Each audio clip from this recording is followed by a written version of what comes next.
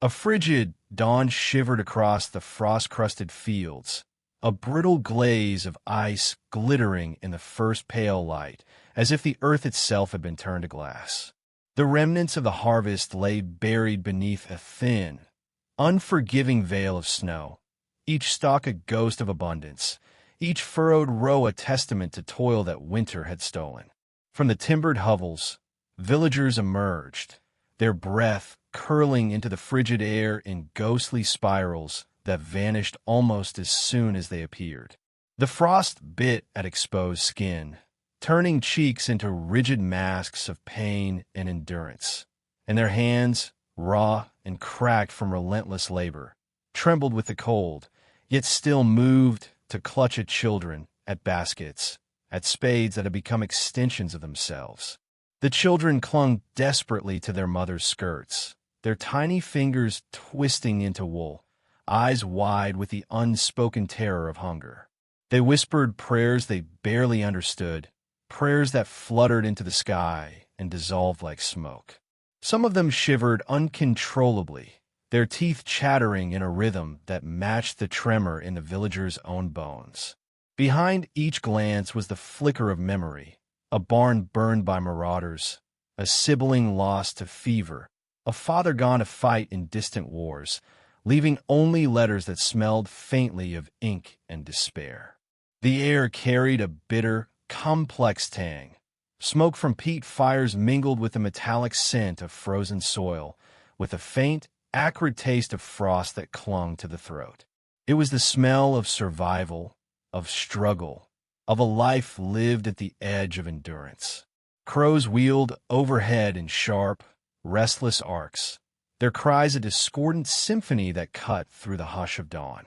They were witnesses, their black eyes reflecting the frost and fear below, indifferent yet omnipresent, and as they wheeled over the fields, villagers lifted their heads as if to acknowledge an unspoken truth. The world was watching, even if it offered no mercy. Beyond the village, atop a rise, the manor stood cold and distant. Its banners snapped violently in the wind, snapping like whips over the laboring bodies below. The walls were a statement of indifference, wealth and power encased in stone, untouched by frost, untouched by the hunger that gnawed at those who tilled the earth beneath it.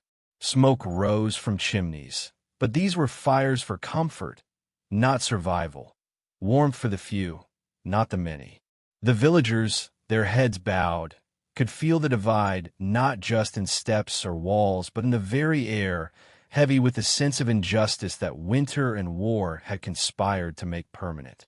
Each day was a ritual of survival, a harsh liturgy carved from frozen earth and unyielding sky. Villagers lifted crude wooden plows into the frozen soil, scraping at roots that refused to yield. Fingers cracked and bled, yet hands did not pause. Every ache, every shiver, every drop of blood was currency paid to stay alive. They scavenged for roots hidden beneath layers of frost, gnawed at barley bread laced with sawdust, and measured their meager rations as carefully as gold. Hunger was a companion, a shadow, a voice that whispered constantly in their ears, "Eat, or you will not endure the night." Calluses mapped the villagers' bodies, the lines etched by frostbite and labor telling stories their voices never would. Eyes glinted with quiet, stubborn resolve, the kind of resolve born only from repeated winters, repeated loss, repeated witnessing of the cruel whims of men and gods alike. Within every glance was an accounting of the past, the present, and the tenuous future, the burned barns, the missing hands, the sickness that crept silently through children too weak to cry, the granaries stripped bare by warlords and weather alike. Survival had become instinct, a language of its own, spoken through careful motions, whispered warnings, and the stoic acceptance of relentless suffering. A half-burned barn on the edge of the village cast its shadow across the frozen fields like a monument to chaos. Charred beams jutted upward in grotesque angles, blackened and brittle, like the fingers of the earth raised in despair. Ash drifted across the snow in slow, silent clouds, carrying with it the memory of flames, of screams, of nights when the village had known terror firsthand.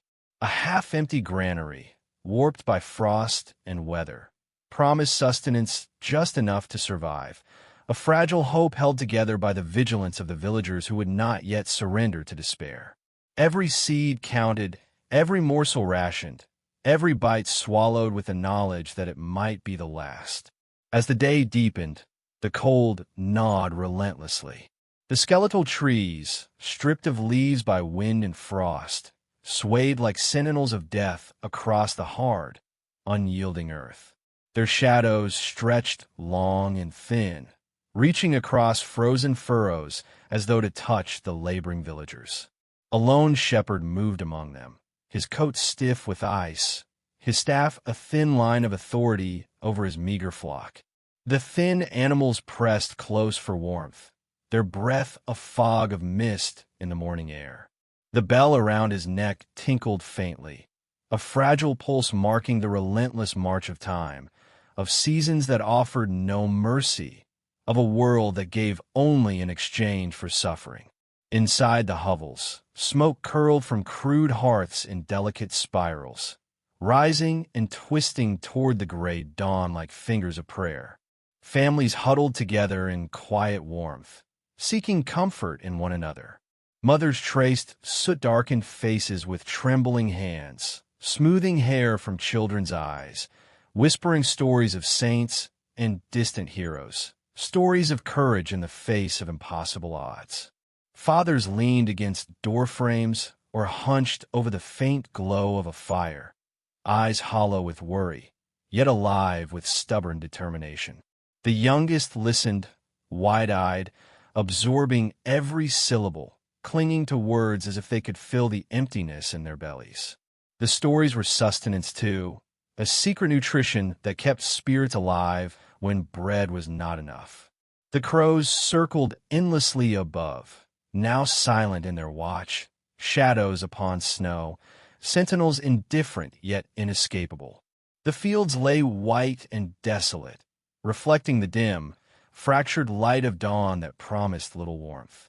The villagers moved with a rhythm born from necessity, fetching water from frozen wells, scraping ice from carts, tending fires, repairing what could not be replaced.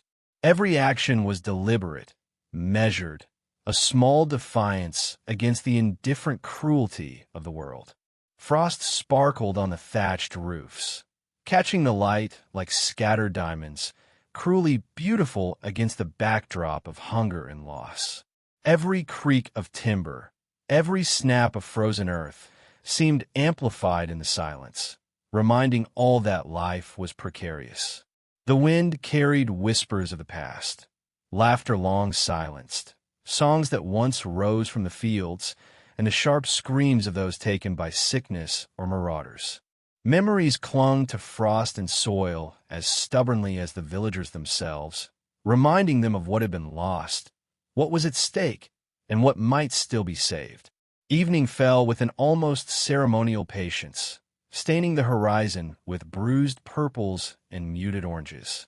The shepherd guided his flock beneath skeletal trees, bell tinkling faintly, each sound a reminder of the relentless passage of time. Smoke rose from hearths, drifting into the cold sky, curling like thin fingers into the gray. It was smoke as prayer, as plea, as witness, to endurance, to suffering, to the fragile tether that binds life to the earth. In these wisps lay the stories of countless hands and hearts, of meals stretched to the limit, of nights spent shivering under coarse blankets. Each curl of smoke carried memory, loss, and stubborn hope, reaching upward where only stars watched and judged. And in the hush of twilight, as frost reflected the fading light in cruel glimmers, the village seemed to breathe as one. Shadows lengthened across fields and hovels, settling into the lines and grooves carved by labor and hardship. There was no joy, not yet, only persistence, A relentless insistence that life, however fragile, would continue. It was in the stoic faces of mothers, the small hands of children, the slow, deliberate steps of the shepherd, and the constant, watchful crows. Here, at the edge of despair, the quiet miracle of human endurance unfolded. Hearts beating stubbornly, eyes searching for meaning, hands still working to pull sustenance from earth that offered little. And as night descended, cloaking the village in frost and silence, the question lingered in the cold air. How long could the heart endure? How long could life cling to frozen soil, to ash and smoke, to the fragile warmth of shared hearths? The answer would come with the dawn, as it always did. But for now, the villagers huddled in shadow and frost, their breaths rising like prayers, their eyes fixed on a horizon both harsh and beautiful, where hope, fragile and trembling, still walked among the living. Mud clings to every boot and hem, thick and unyielding, a stubborn testament to the relentless rain. Each step the villagers take becomes a negotiation with the earth, a struggle against the weight of waterlogged soil that swallows feet with every motion. The morning is heavy, suffocating, gray pressing down like a living thing, clouds thick and low, bruised with the promise of more rain. The thatched roofs shiver under the endless drizzle, droplets running like tiny rivers into gutters worn thin by centuries. The air smells of wet clay and iron, the tang of rot mingling with the faint sweetness of damp moss clinging to stone fences. Every breath draws in the damp, and every exhale carries the chill deep into aching bones. In the fields, the peasants move with quiet determination, their bodies bent against the relentless weather. Gnarled hands, knuckled and scarred from a lifetime of digging and planting, cradle bowls of thin porridge that tremble with every motion, their contents quivering like fragile promises of life. The children, ragged and pale, cry out, their voices piercing through the mist with an ache that seems almost physical, vibrating through the mud-laden air. A small boy presses a soaking hood to his face and whimpers as he watches his older sister attempt to shelter their tiny bowl under her arm. The hunger is an almost living thing here, gnawing, persistent, threading itself into every gesture, every glance.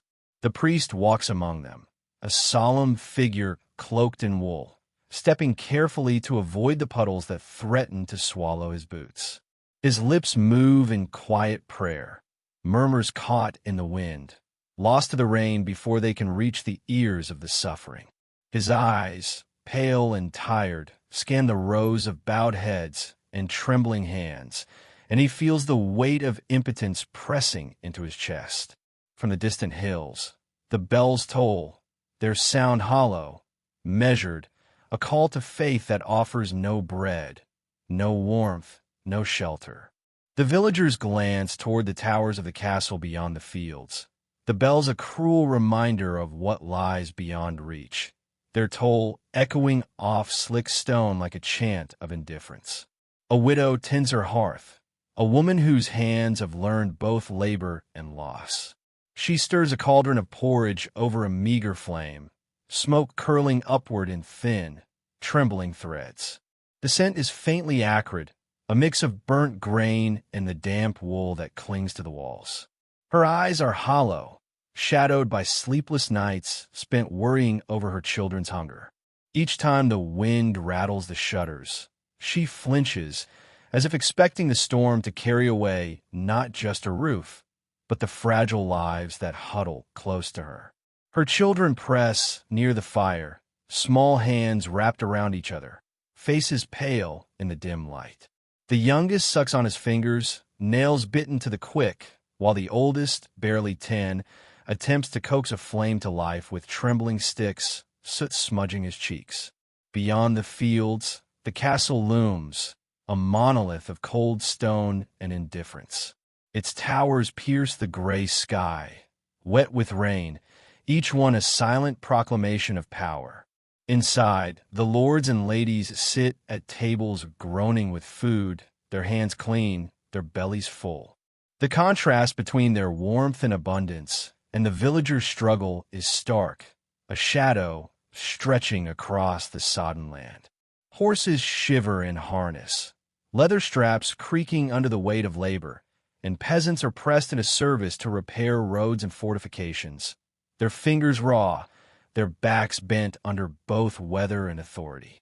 The whip cracks, sharp and wet, a sound that cuts through the drizzle like a blade, reminding all that submission is expected and mercy is scarce. A crow lands on a fence post, its feathers soaked and clinging to its frame. Its beady eyes gleam with a strange, watchful intelligence, mirroring the same hunger and watchfulness reflected in the villagers' faces. It cocks its head, listening to the soft squelch of boots in mud, the whisper of rain through the leaves, the faint groan of timber straining under the weight of water. Then it lifts into the gray sky, wings slicing through the mist with ragged precision, a fleeting reminder of freedom that exists only beyond reach.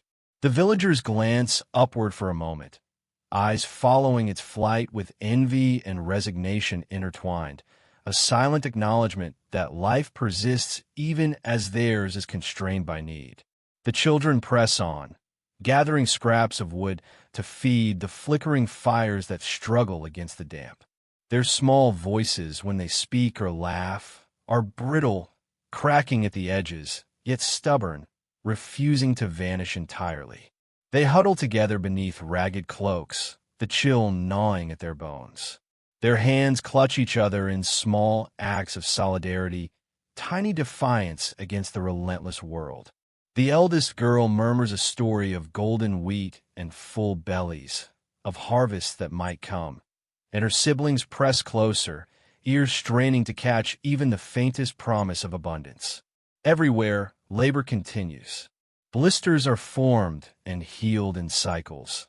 The earth resists the spade, clinging to each seed as though reluctant to release it to life. Old men sit hunched, gazing into puddles that reflect the gray sky, their faces etched with the passage of hard years. Their fingers drum on the wooden stools, a silent rhythm that echoes the heartbeat of survival. Mothers cradle infants, whispering prayers and lullabies, voices trembling with hope and fatigue. Each action, each breath, is tethered to the fragile pulse of life, the stubborn insistence of survival, even when the world offers no sustenance. The wind rises, a sharp, biting gust that tears at cloaks and hair, rattling the eaves and doors. Rain lashes sideways, slapping against faces, drawing tears from eyes already brimming with sorrow. The smell of wet stone and clay fills the air, mingling with the faint tang of burning wood from hearths struggling against damp. It is a symphony of discomfort, a chorus of hardship that binds the village together even as it oppresses each individual. And yet, within it, there is a rhythm, a pulse that says, endure, hold on, continue. Inside the castle, torches burn steady, casting long shadows along wet stone corridors. Lords and ladies eat heartily, oblivious to the misery below, discussing matters of state and leisure while their wealth shields them from hunger and cold. Outside, the villagers toil, moving slowly through mud, each step a negotiation between survival and the authority that presses upon them. The gap between privilege and poverty stretches wide, a visible scar across the landscape. Yet the villagers persevere, driven by hunger, duty, and the quiet insistence that life must go on. Evening descends, bringing with it no comfort, only a soft gray darkness that envelopes fields, cottages, and the castle alike. Candles flicker in windows, shadows dancing across walls, faces illuminated briefly before retreating into gloom. The widow checks her children once more, wrapping them in damp blankets, pressing them close, whispering encouragements that tremble with uncertainty. The youngest curls into her arms, teeth chattering, and she strokes his hair, murmuring fragments of prayers she does not fully believe but cannot abandon. Night deepens, bringing a silence thick with anticipation and fear. Dreams, when they come, are uneasy, filled with fields that will never yield, skies that will never clear, and harvests that shimmer just beyond reach. Yet the heartbeat of life continues, subtle and stubborn. The crow's distant call echoes through the darkness, a reminder that even in hardship, existence presses onward. The villagers lie close, bodies weary, minds restless, clinging to one another and the fragile pulse of hope that tomorrow may bring sustenance, warmth, or reprieve. Through the endless rhythm of rain and mud, of hunger and labor, the village endures. Their struggle is quiet yet profound, stitched into the very soil they tread, in the hands that bear it, and in the hearts that persist despite indifference above. The castle towers, indifferent and imposing, witness this endurance, silent and eternal, a counterpoint to the ephemeral but stubborn life below. Each dawn that will follow, each storm yet to come, will demand more of them, and they will give it because surrender is not in their nature, nor in their blood. And so, the night carries on, thick with cold, damp, and whispered prayers, yet threaded with an unyielding pulse of survival. Each life, fragile and fleeting, clings to the next, tethered by necessity and love, by the human instinct to endure against all odds. The village sleeps, or nearly so, hearts still vigilant, hands twitching in half-forgotten motions of labor, eyes flicking open at the faintest sounds. The stage is set for the trials yet to come, for hunger, for authority, for the silent, stubborn persistence of life that refuses to be crushed entirely.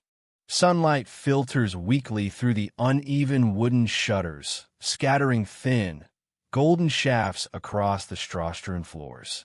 Dust floats in the slanted beams, drifting lazily above walls blackened by soot, smoke, and years of neglect. The air inside the cottages is thick, almost tangible, heavy with the scent of burning peat and the sharp tang of iron from tools long abandoned in the corners. Each breath carries the weight of toil, of lives measured in the labor of hands and the ache of bones, of a survival that knows no pause.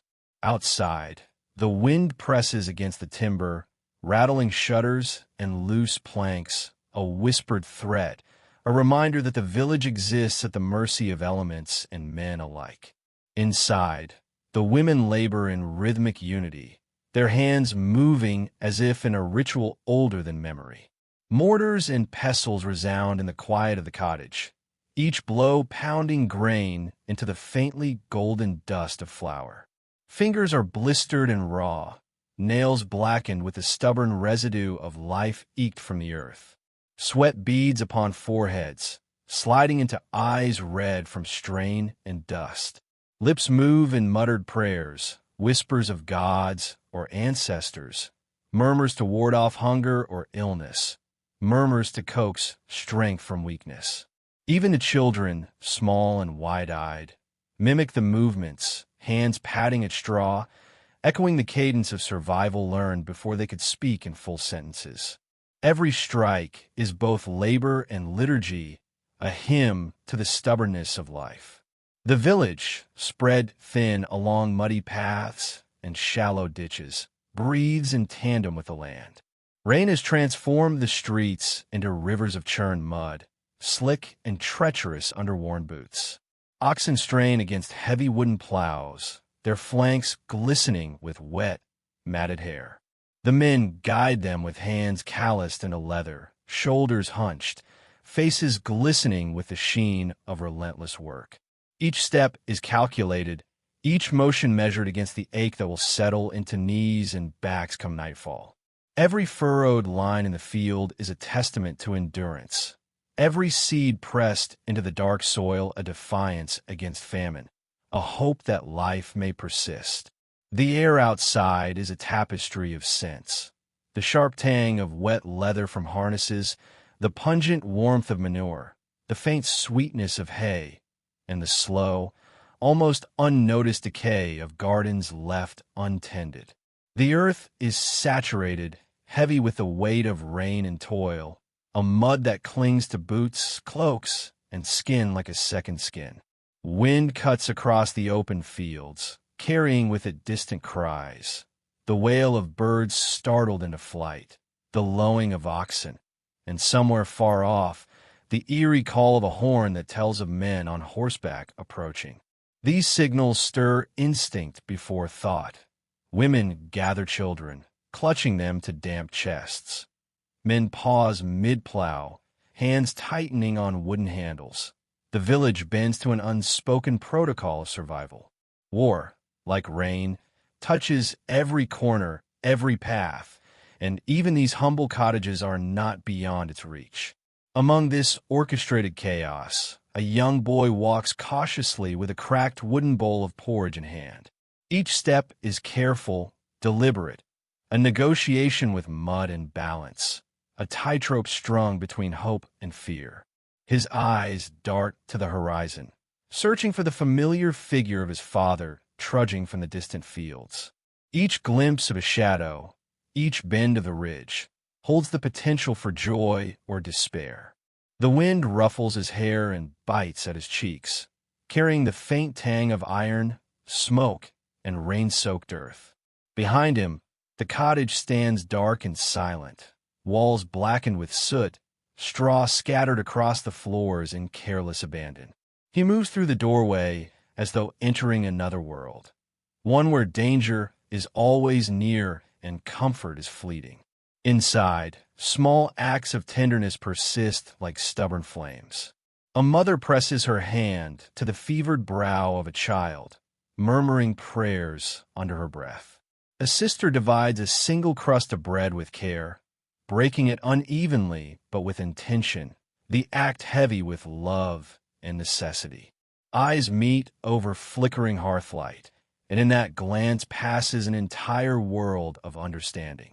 That survival is not only endurance, but the quiet preservation of dignity, of compassion, of human connection.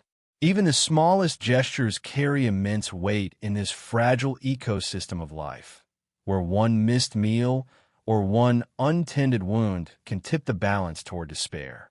The day drags its slow length across the village. Outside, the oxen strain, their hooves sinking deeper into the churned mud with each step, their harnesses slick with rain and sweat. Men grunt with effort, their muscles straining under weight and fatigue. The plow bites into the soaked earth, tearing its furrows, forcing life from soil thick with water and clay. Each man's breath comes in rhythmic bursts, a drumbeat in the orchestra of toil, each exhalation a measure of survival. The distant horn echoes again, distant but sharp, slicing across the low-hanging clouds, a reminder that even here, in the seeming safety of mud and thatch, the village is vulnerable. As the sun sinks, bruising the sky with tones of purple and red, shadows stretch long across the mud.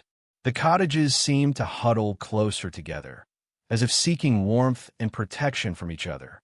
Smoke coils lazily from chimneys, mingling with the wet, earthy scent of the village, carrying the sharp tang of peat and the faint, sweet rot of hay.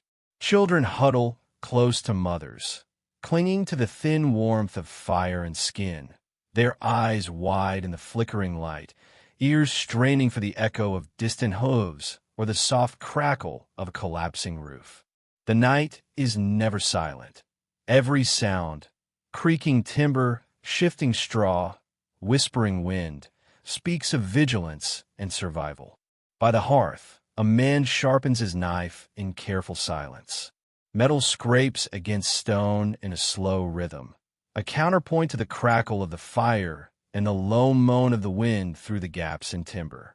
His eyes, shadowed and hooded, betray memories of battles fought far from this mud and straw, of neighbors lost to disease, hunger, or steel.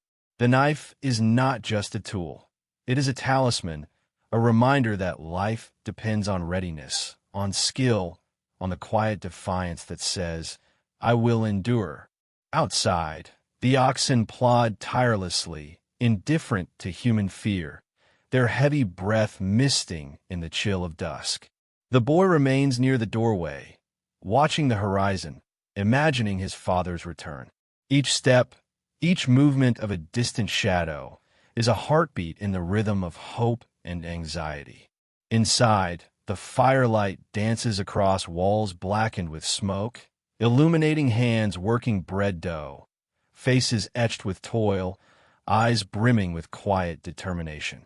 Life persists in gestures so small they are almost invisible.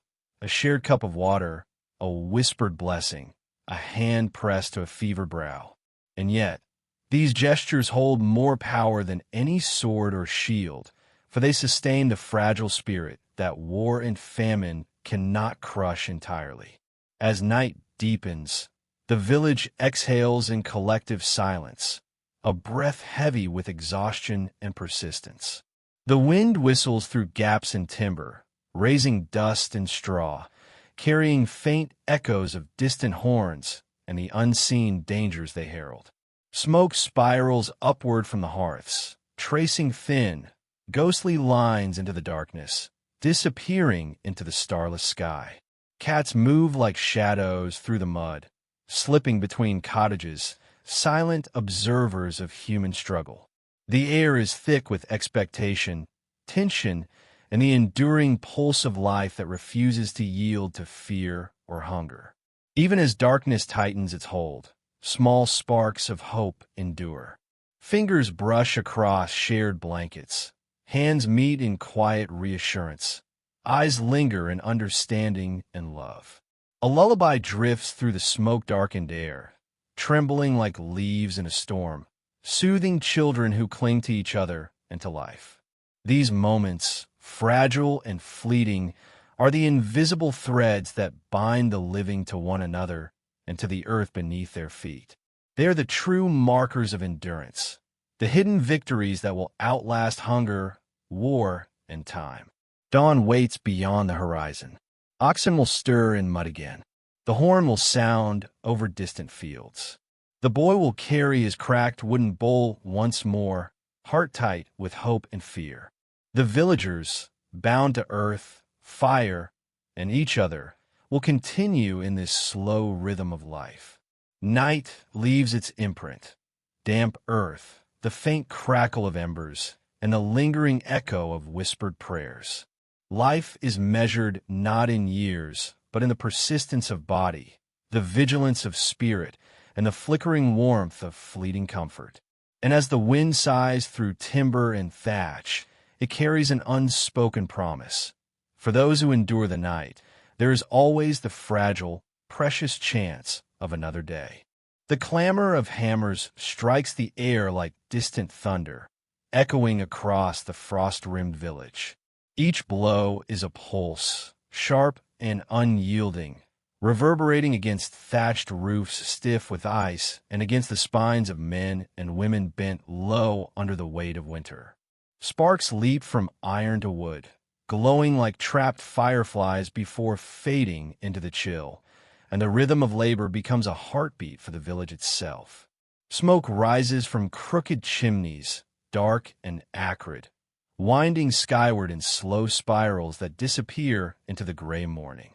The scent of wet straw and damp clay mixes with the tang of soot and the iron tang of blood that lingers in the fingers of those who work.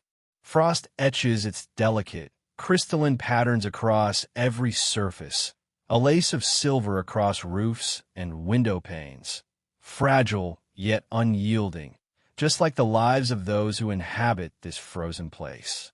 Through this frozen labyrinth, villagers move like shadows, their breaths rising in silver clouds that fade too quickly in the biting wind. Each step presses into mud churned soft by rain and thaw, each footfall a protest against the relentless cold. The narrow paths twist between cottages, weaving around piles of wood, barrels of grain, and the remnants of last season's harvest. Children huddle close to their mothers, their small hands clinging to the folds of coarse wool, their eyes wide and wary, learning early the rhythm of labor and survival. Men bend under the weight of bundles of firewood, their joints stiff with cold, sweat freezing quickly on skin damp from toil. Women drag carts laden with root vegetables and small measures of grain, the wheels groaning as if in complaint, threatening at any moment to break beneath the weight of scarcity. The air itself feels thick with the tension of survival, heavy as the fog that curls low over the fields. A cart creaks along a rutted path, its wheels threatening to collapse into puddles brimming with rainwater. Inside, a few ears of corn, a handful of barley, and a sack of rye are all that remain of the harvest. The driver, a gaunt man with cheeks hollowed by hunger, pushes against the wood, muttering prayers under his breath, asking the heavens to spare this fragile cargo. He fears the weight not for himself, but for those waiting at home, a sick mother, a shivering sister, a child too small to understand the harshness of the world. Each jolt of the cart sends a shiver through his frame and a spike of dread through his heart. He knows that a single misstep could undo all of their efforts, and yet he presses on, driven by the unrelenting necessity of survival. In the fields, the work continues like an unending ritual, a sacred ceremony of labor performed in the shadow of frost and hunger. Women stoop over the earth, their hands raw and cracked, pulling from the soil what scraps the wealthy have left behind. Their backs are curved like bows, their muscles taut, their movements precise and weary. Some hum low songs, fragments passed down from mother to daughter, the melodies as fragile as the grains they gather. The wind cuts across the fields, sharp and unrelenting, tugging at their skirts and whipping their hair into their eyes. Yet they persist. Every stalk gathered, every root unearthed is an act of defiance against the winter, against the hunger, against the relentless cycle that threatens to consume them. The smell of the earth rises in waves, pungent and alive, mingling with the acrid smoke of hearth fires struggling to hold the cold at bay. A goat bleats softly, tethered to a post nearby, its ribs pressing against the coarse rope that binds it. Its eyes are wide and trusting, and the villagers tend to it as though it were more than an animal, more than sustenance. The goat becomes a symbol of hope, a fragile tether to a future that seems perpetually distant.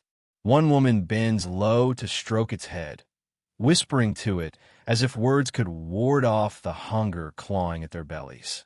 Her fingers are cold, stiff with frost, yet gentle as she reassures the creature, and perhaps herself, that life continues, that the world, though cruel, still allows for small acts of care.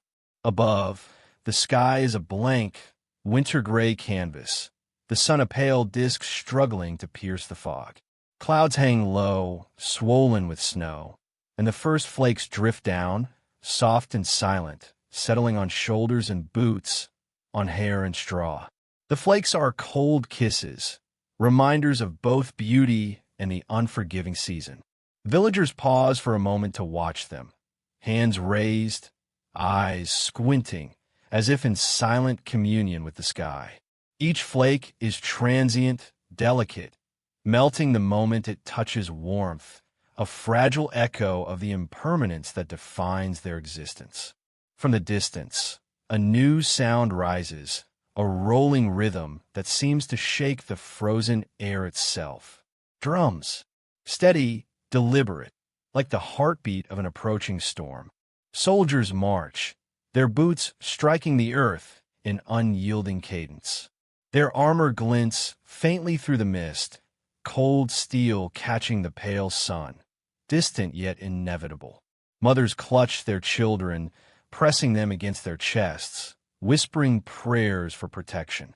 Fathers straighten their backs, fists clenched, eyes narrowed against the horizon. There is no courage in the absence of fear, and the fear here is sharp, immediate, a blade slicing through the marrow of the village.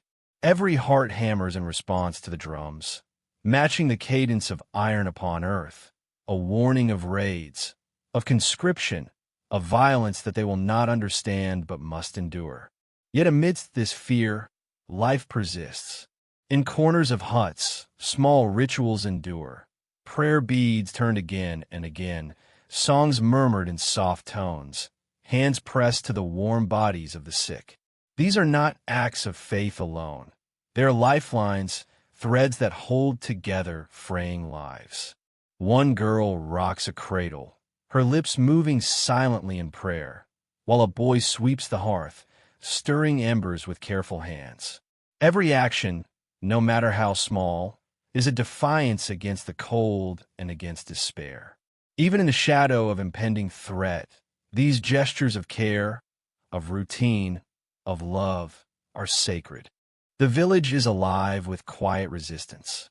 Chickens peck at frozen ground, indifferent to the labor and worry surrounding them. Dogs bark in the distance, their voices sharp, piercing the air like cries of vigilance.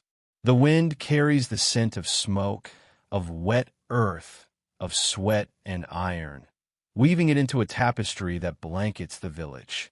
Each hut, each cart, each bent-back figure is a stitch in this living cloth, fragile yet tenacious. Even the frost, cruel and unrelenting, cannot erase the presence of life, cannot erase the stubborn pulse that drives these people to rise, to labor, to endure another day. As the sun tilts toward the horizon, the light shifts, casting long shadows across fields of mud and frost. The silhouettes of laborers stretch and bend, their forms merging with the land itself. Trees stand as dark sentinels, skeletal against the dimming sky, their branches scratching at the clouds. Smoke coils lazily from the chimneys, the scent mingling with the sharp tang of cold air, curling into shapes that mimic the figures of the villagers below. Even in this quiet, there is a rhythm, the rhythm of work, of survival, of life pressed to its limits. The first night is never gentle. Yet before it fully claims the village, there is a fleeting moment, a pause, a breath in which everything is both terrifying and beautiful. The frost glints like diamonds in the dying light. The cart rests momentarily on the edge of the mud, its burden intact for now. A goat shifts in its tether, soft bleats carrying in the wind. And high above, a raven circles, black against the dimming gold, a silent witness to toil and perseverance, to fear and fleeting hope. Its wings beat with a whisper of inevitability, carrying the knowledge of all that has been wrought, all that will be demanded tomorrow. In this suspended moment, the village exists in fragile balance. Hammering has slowed to intermittent thuds. The wind carries a low, mournful whistle across the roofs. Mothers draw children closer. Fathers glance once more toward the horizon. The drums are faint now, replaced by the soft, unsteady breathing of those who labor and endure. The frost settles like dust, the smoke curls higher, and the air is thick with expectation, anticipation, and quiet defiance. For though the winter is long, though the labor is unending, the villagers are alive.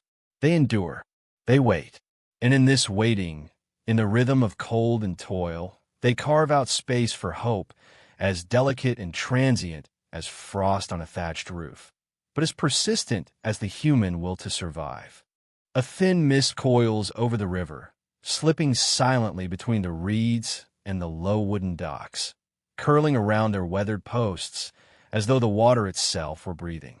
It drifts through the village like a restless spirit, folding into corners, wrapping itself around the thatched roofs, curling under the eaves, and hiding the shapes of those who move through it.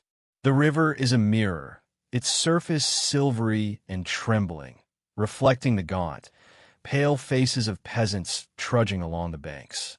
Their eyes are hollow, sunken beneath furrowed brows, shadows cast not only by fatigue, but by years of disappointment and want.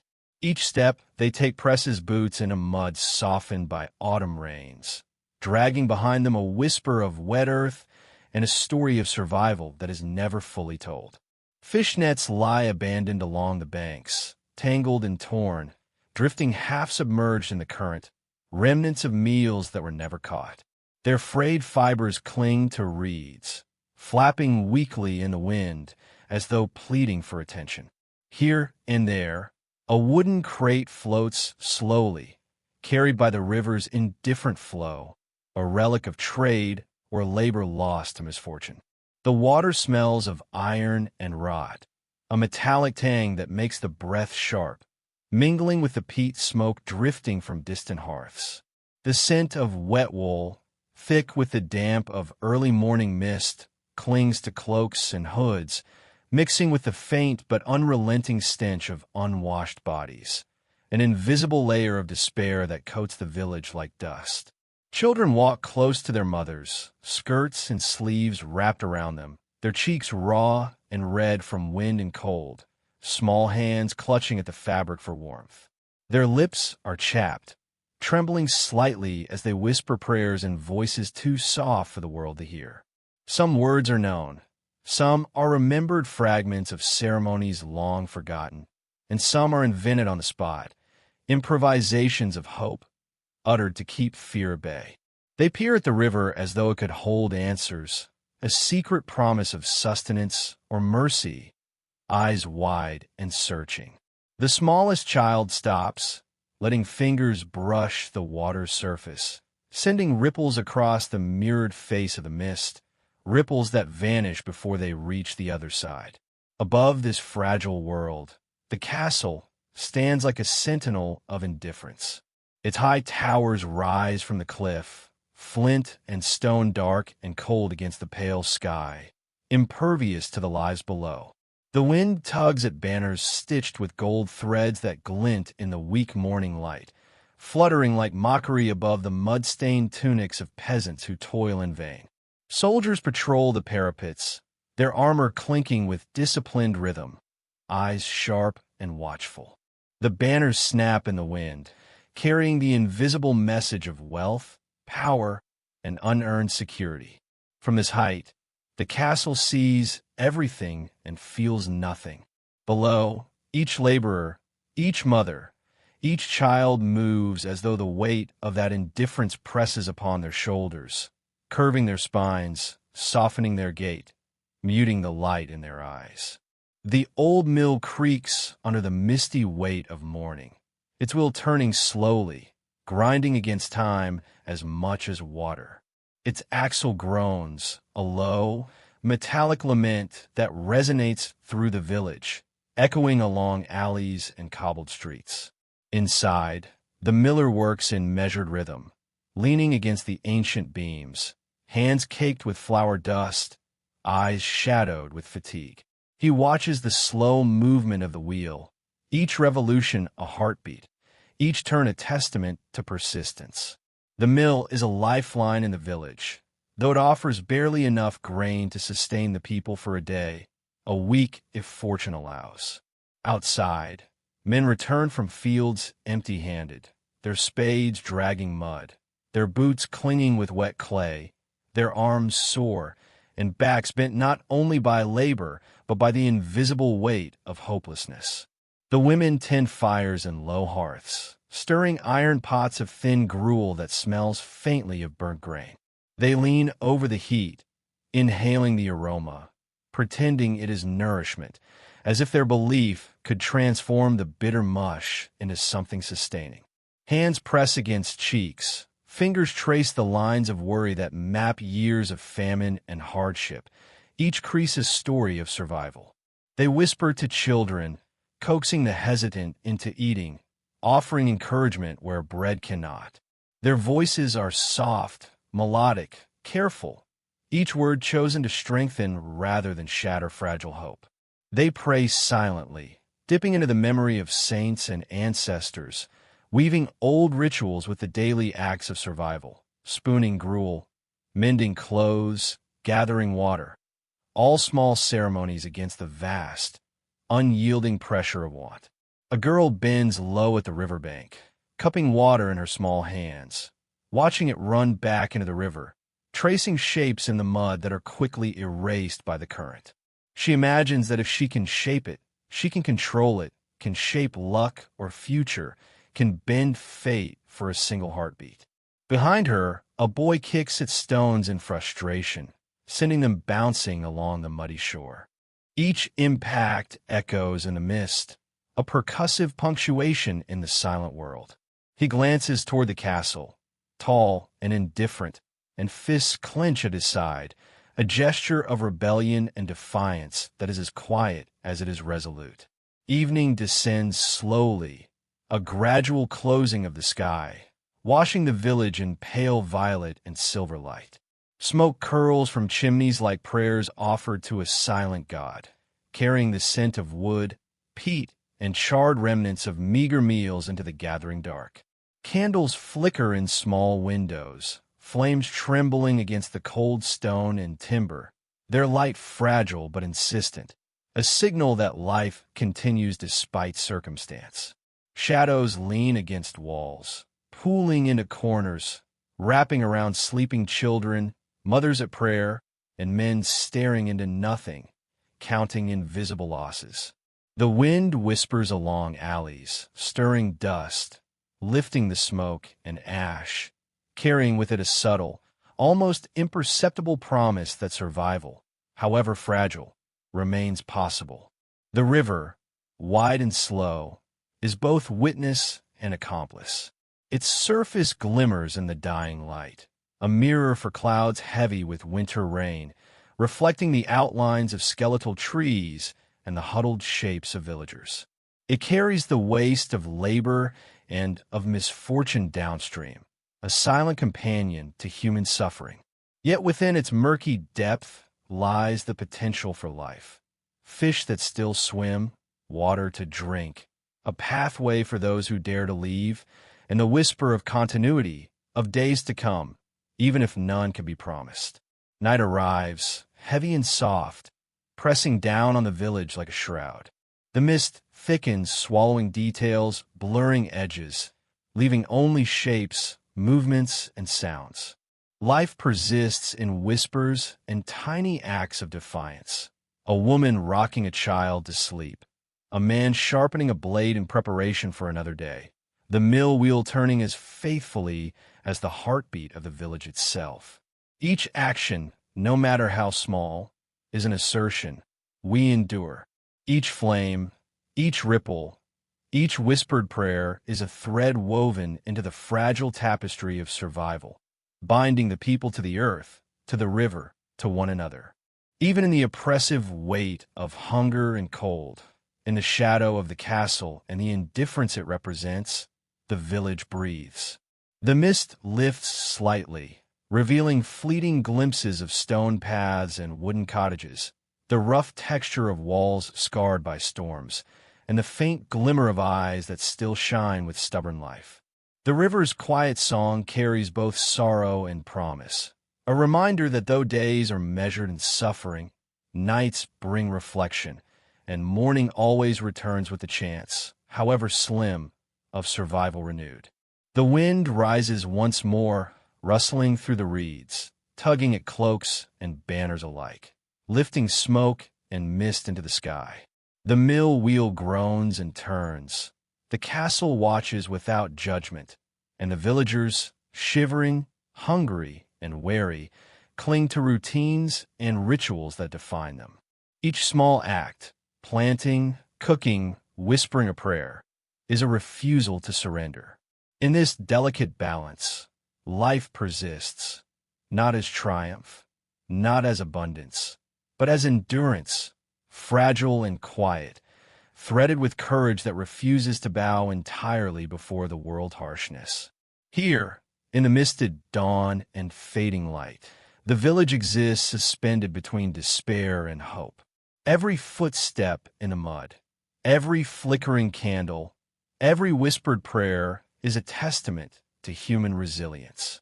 Even as hunger gnaws and fear presses in, life carries on, measured in the small victories of survival. The river continues to flow. The mill continues to turn. The castle remains above and indifferent. Yet below, in the alleys and hearths, in the hearts and hands of villagers, the world endures, delicate but unbroken, awaiting the day when labor and hope might, at last, converge. The scent of charred wood and iron hangs over the village like a shroud, thick and unyielding. It clings to the splintered beams of cottages, curls in restless spirals from half-collapsed roofs, and drifts into every open doorway. Rain has fallen during the night, cold and relentless, mingling with the ash and dust to form mud that clings to boots and bare feet alike. Smoke rises in uneven columns, a dull gray against the morning sky, carrying the memory of destruction, the echo of flames that devoured more than wood, dreams, safety, the fragile comfort of home. And yet, beneath this suffocating scent, life persists. There is a pulse in the village, subtle but stubborn, a quiet rhythm of survival that refuses to be snuffed out. Women move through the ruins with careful, deliberate gestures. Their hands are blackened with soot, fingernails cracked and bleeding from hours of searching through rubble. Every fragment lifted, charred wood, tattered cloth, the remnants of a cooking pot, carries a story. Each recovered object is a tiny defiance, a claim that the past, though broken, is not entirely lost. One woman pauses over the remains of a shattered cradle. Her fingers brush a charred slat, and she presses it to her lips, whispering a name no one else hears. In that whispered breath, grief and love intertwine, a soft act of resistance against the silence imposed by marauders. Children huddle beneath ragged cloaks, their small bodies curled tight against the cold. Eyes wide, ears attuned to the faintest creak of a door, the distant echo of horse hooves. Even the wind seems dangerous, carrying the threat of unseen dangers through gaps in the wooden walls. The youngest child, a mere whisper of a body, clutches a mother's hand, thumb pressed against her palm as though drawing warmth from it alone. It's only the wind, the mother murmurs, but her own voice trembles. Still, the child's grip tightens, and in that shared warmth, terror finds a temporary reprieve. From the edge of the forest, men return, shoulders bowed beneath the weight of their meager catches. One carries a hare, its fur matted and damp. Another bears a basket of roots, bitter and earthy. Their eyes are hollowed with memory, flashes of swords, the echo of merciless laughter, and the sharp sting of fear. Each step back to the village is measured, cautious, in negotiation with the shadows. They do not speak of what they saw. Words are dangerous, and memory is enough to haunt. Each loaf of bread saved, each kernel of grain preserved, becomes a prayer, a fragile promise to endure, to protect what remains of life and dignity. The grain stores are nearly empty. Each kernel is a treasure, each loaf a miracle.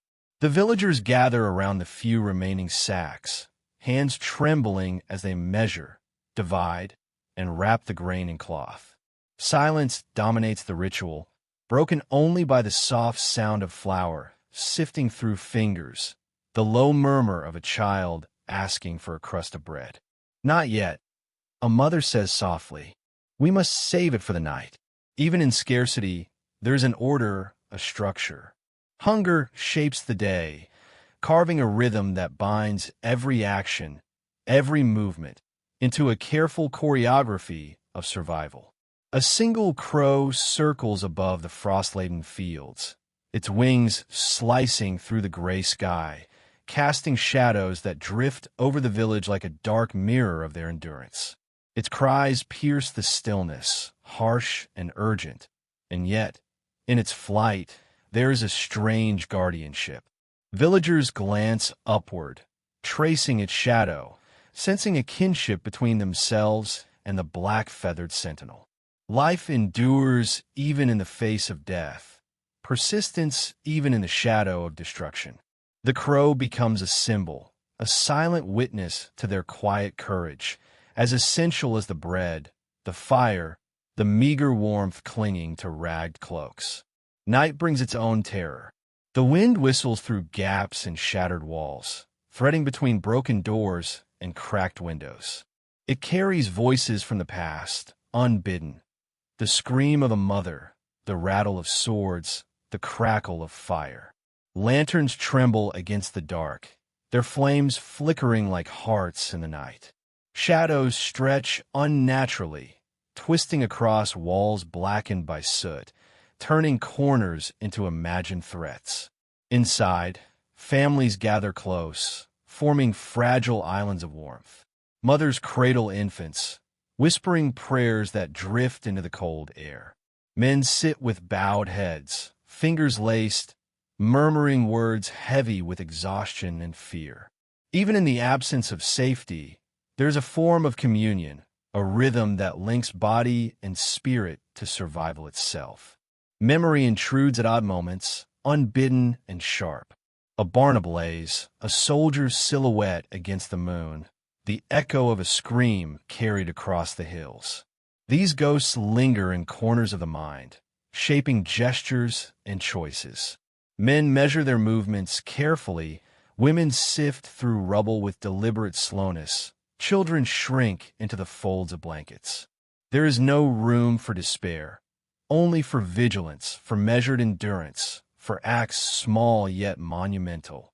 Tending a fire, sharing a crust of bread, coaxing a child to sleep with a lullaby whispered into the darkness. Morning arrives gray and tentative, brushing frost over the mud-caked streets. Footsteps crunch over frozen earth, punctuating the silence with small, human sounds. Smoke rises from newly lit hearths, sweet with the scent of wet wood and porridge. Children begin to emerge, tentative at first, then with growing courage, chasing each other through the rubble-strewn streets. Laughter, fragile and fleeting, cracks the oppressive quiet, and for a moment, the village breathes again. Even in scarcity, there is beauty, a game of tag through puddles, a shared smile between mothers, a bird skimming the surface of a frozen pond, unaware of human suffering. The villagers' days are carved by necessity. Every task is a ritual, fetching water from icy wells, repairing roofs with salvaged timber, grinding grain into coarse flour, mending clothes by candlelight. Each act, though small, is a statement. We endure. Every shared loaf, every wrapped bundle of warmth, every whispered prayer forms invisible threads connecting hearts. These threads sustain them, weaving resilience from fear, community from scarcity. Even in the simplest gestures, the weight of survival is palpable, the stakes immense. Night returns, heavier this time, pressing down on the village like a living thing. The crow returns, wings cutting through the darkness, a solitary guardian over frost-hardened soil. Lanterns tremble in windows, casting soft light across the blackened walls, shadows dancing in silent tribute to the endurance of life. Fires sputter in hearths, the flame tiny but unyielding, a reflection of the villagers' own fragile determination. Their hearts beat in rhythm with the wind, the distant tolling of monastery bells, the muted cries of animals returning to their pens. And in this crucible of hunger, fear, and memory, the villagers find meaning. They discover comfort in ritual, a meal shared, a fire tended, a prayer uttered into the void. They find courage in each other, solace in fleeting human contact, hope in gestures so small they might be overlooked. A hand on a shoulder, a whispered word, the warmth of a blanket tucked around shivering shoulders. Life, though battered, persists. The village breathes as one organism, fragile yet unbroken, each individual heartbeat echoing across mud and frost, smoke and ruin. As the night deepens, the village rests, though sleep is light and fractured. Mothers listen for the smallest sound from their children. Men scan the horizon for threats, and the wind wails through fractured walls as if mourning alongside them. Shadows flicker against soot-stained walls, dancing to the rhythm of whispered prayers and the soft crackle of dying fires. The crow perches atop a charred fence post, black feathers glinting faintly in the pale light of the moon, eyes reflecting the resilience of the villagers below. This is a village caught between destruction and survival, haunted by what has been lost, yet clinging fiercely to what remains. They move through the days and nights with cautious purpose, forming a fragile yet resilient tapestry of endurance. In their small victories, the warmth of a fire, the sharing of a crust, the recovery of a lost object, there is defiance. Life insists upon itself, flickering stubbornly against the darkness, a testament to human tenacity, to hope, to the invisible threads that bind them in the face of annihilation. And so, in charred wood, frost-laden fields, and the whispered prayers of the weary, the story continues, a quiet, relentless insistence that even in ruin, life endures. Icicles hang from the eaves of the village cottages like fragile, crystalline daggers, each a suspended droplet of winter's cruelty, catching what little light pierces the gray sky and scattering it across the frozen streets. The wind whistles between the timbers, threading its way through the gaps in the walls, carrying with it the sharp, metallic tang of frost-biting iron and bone alike. With every step, villagers tread cautiously on the slippery paths, boots scraping against ice that snaps underfoot, their breath rising in ghostly clouds that mingle with the smoke from blackened chimneys. Fingers, stiffened and cracked from the unrelenting cold, fumble with scarves, mittens, and the worn handles of baskets. Even simple tasks have become monumental struggles against the elements. The smell of damp straw, once a simple comfort beneath thatched roofs, has grown pungent in the cold air, mingling with the acrid scent of iron tools that lie idle by frost-bound fields. Smoke coils from hearths in slow, lazy spirals, carrying with it the faint tang of burning peat and pine, a scent meant to sustain warmth but doing little to chase away the deep chill that gnaws at the bones. Mothers move through their cottages with deliberate, measured gestures, stirring thin broth, chopping what little firewood remains, spreading warmth as if it were a finite resource, not only of the body, but of the soul. Each act is a ritual of survival, performed in silence and repetition, the weight of necessity pressing down with relentless insistence.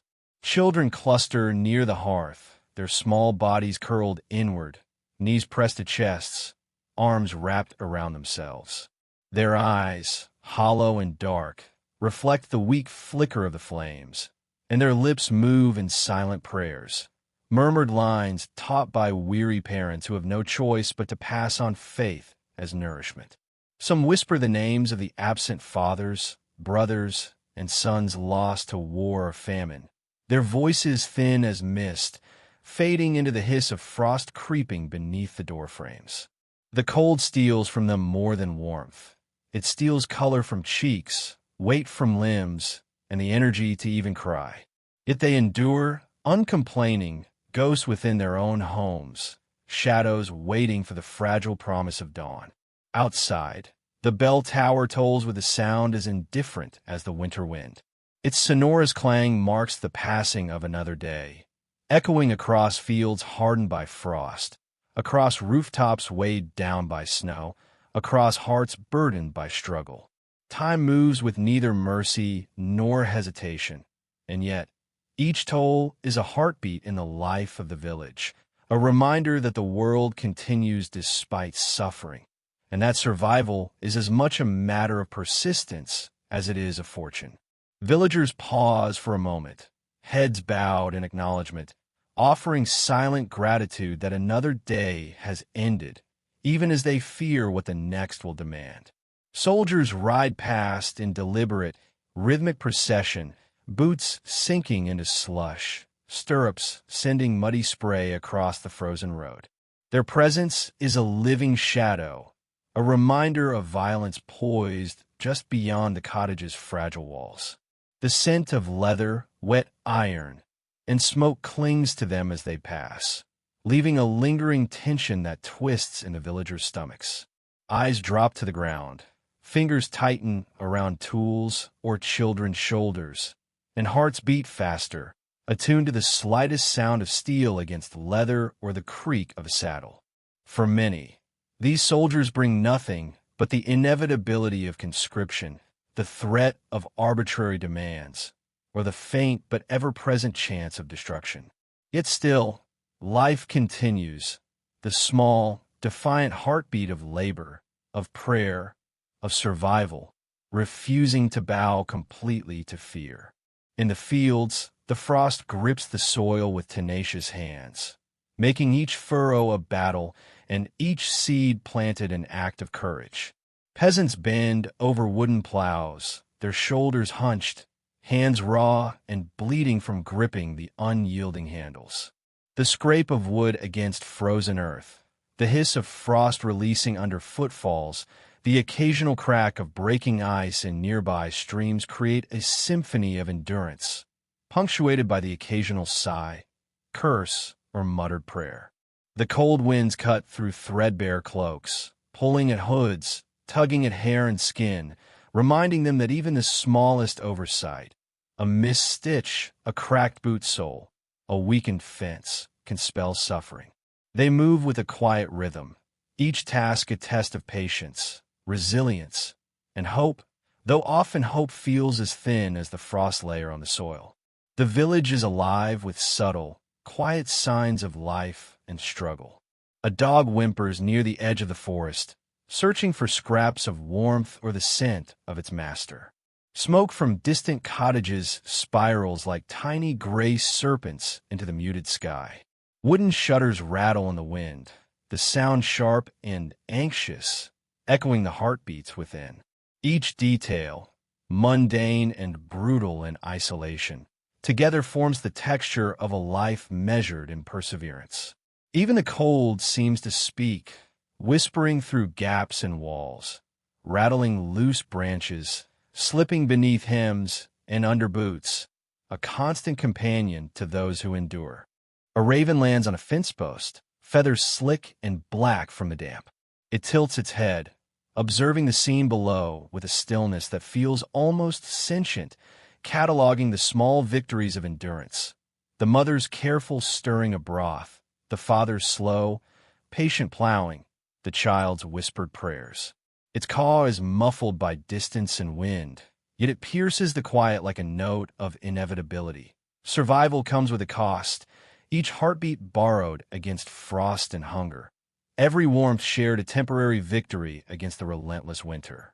It is at once witness and omen, black against the gray of early evening, a sentinel marking both the fragility and the persistence of life. Evening descends gradually, as if the sky itself hesitates, reluctant to darken the village completely. Smoke rises from the hearths of cottages, interweaving with the fog and chill, creating small pockets of warmth that smell faintly of peat, resin, and hope. Doors are closed firmly, latches drawn, though not in fear of intruders alone, but in an instinctual desire to conserve heat, to protect what little life and comfort remains. Families gather close, hands brushing, arms wrapping around children, neighbors sharing whispers, stolen smiles, or morsels of food, transient flames of solidarity against the long, encroaching night. Within each home, a quiet drama unfolds. Children huddle under rough blankets, occasionally moving closer to the hearth as if drawn by invisible gravity. Mothers whisper encouragement, half to the children, half to themselves, reinforcing resilience through the soft cadence of their voices. Fathers and laborers rest their bodies, muscles screaming against the day's toil, yet the mind remains alert, calculating, always aware that tomorrow will demand the same, or worse. These moments of rest are fleeting, delicate, and precious, a fragile exhalation of life between the blows of necessity. And yet, despite the chill, the hunger, the unrelenting demands of earth and frost, there is a persistence in the village, a heartbeat that refuses to stop. The first stars pierce the evening haze, distant, fragile, yet steadfast, as if mirroring the villagers themselves. The bell tower tolls once more, softer now, a gentle cadence marking the end of day and the continuation of life. Shadows stretch long across frost-laden streets, and the raven, black against twilight, rises again, wings slicing the cold air as it disappears into the night. Here, in the dim intersection of wind, smoke, and frost, survival is not heroic or grand. It is quiet, uncelebrated, and profoundly human. Each step, each breath, each whispered prayer is a small act of defiance against hunger, against cold, against war, against the merciless hand of time. In the flickering light of hearths, in the clasped hands of neighbors, in the murmured reassurances of parents to children, life continues, stubbornly, defying oblivion.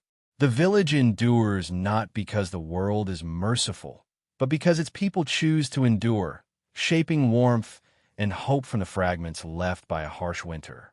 The night grows deeper, and silence, heavy and solemn, settles like fresh snow over rooftops, over fields, over lives stretched thin by hardship.